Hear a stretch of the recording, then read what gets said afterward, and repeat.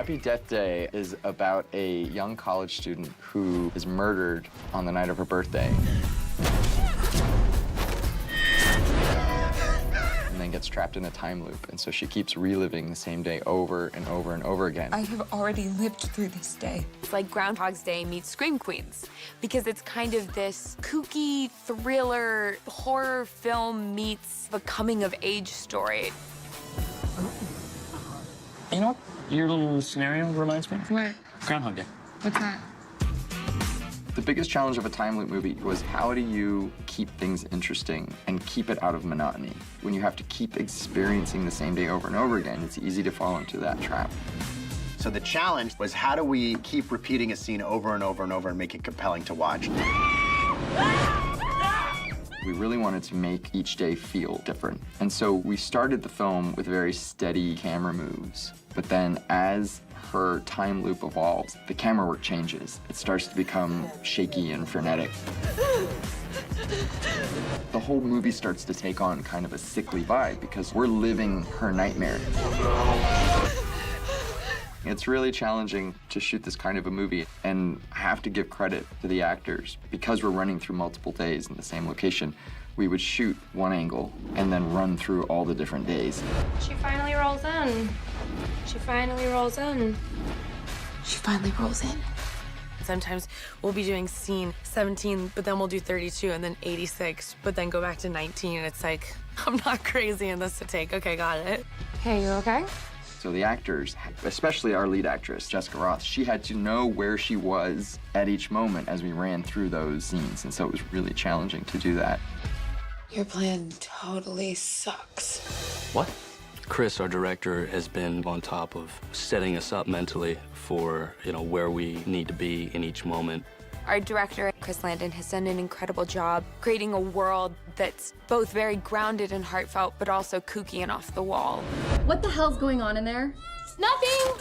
Tree just fell! Everything's fine! Whatever, clumsy hose. Someone said that it was the best feel-good horror movie they've ever seen. And I think that really does kind of sum up this movie. Eat it, bitch! I'm in love with this movie, and I really think that it's something special.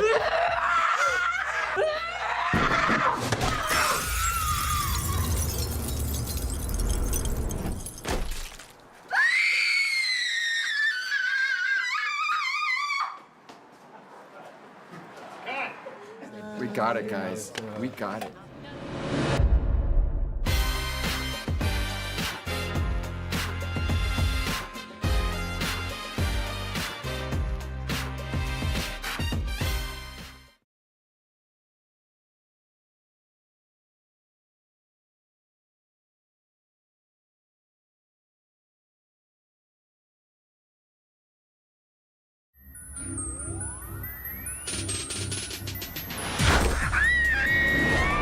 Whoever's killing you knows it's your birthday. Pretty much the entire school knows it's my birthday. You really don't know who it is. And so the mystery is real. You have unlimited amount of lives, so you have unlimited opportunities to solve your own murder. So I'm just supposed to keep dying until I figure out who my killer is? The killer is scary. Having a guy chase you around in that mask is scary. The mask was a lot of fun designing. We spent a lot of time trying to figure out what was the right look and feel for this movie. And it had to be something that we could convince people was a credible mascot for a school. Get your school spirit on before the big game. And ended up on this baby because there was just something really odd and sinister and creepy about this idea. Tree starts out on Happy Death Day as really unlikable. She's super annoying, she's kind of mean, she's kind of bitchy. I mean, who takes their first date to Subway? It's not like you have a foot long. Tree has a long list of enemies because she hasn't been that nice a person. And so there are a lot of people who have it out for Tree. I mean, it literally could be anyone. She surrounded herself with all of these people that might kill her. And she realizes that she has to make a list of suspects. And that list ends up being pretty long. Okay, maybe it's Danielle. Danielle is Tree's sorority sister, kind of best friend, and they're frenemies. It's a love-hate relationship between the two of them. It was nobody. Well, I hope nobody used a condom.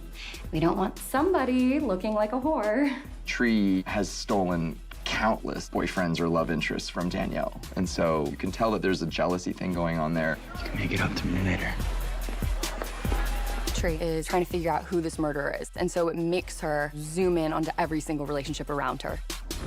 Gregory, his wife.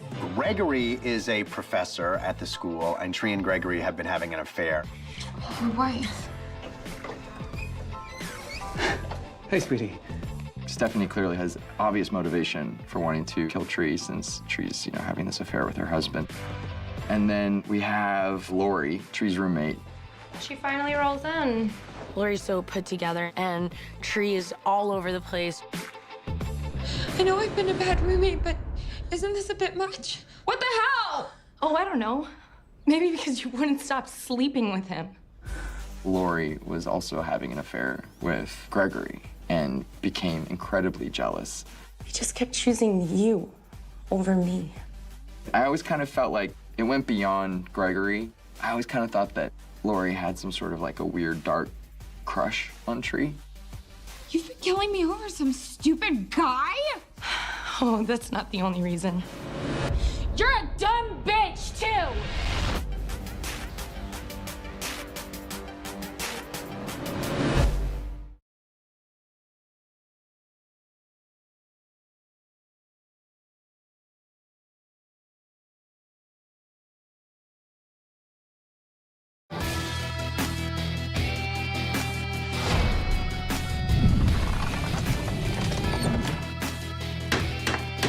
So you can hear now, asshole.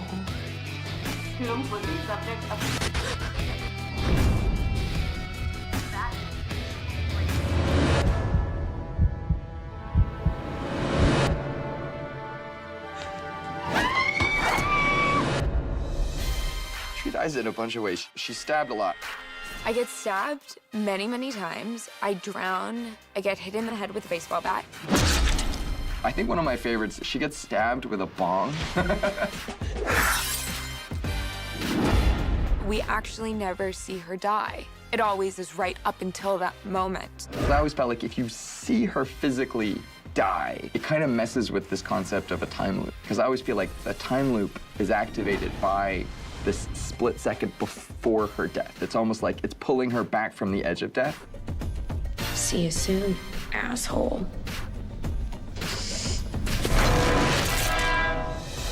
With each death, Tree's body begins to suffer internally. She has internal injuries, and so through the course of the movie, she actually gets weaker.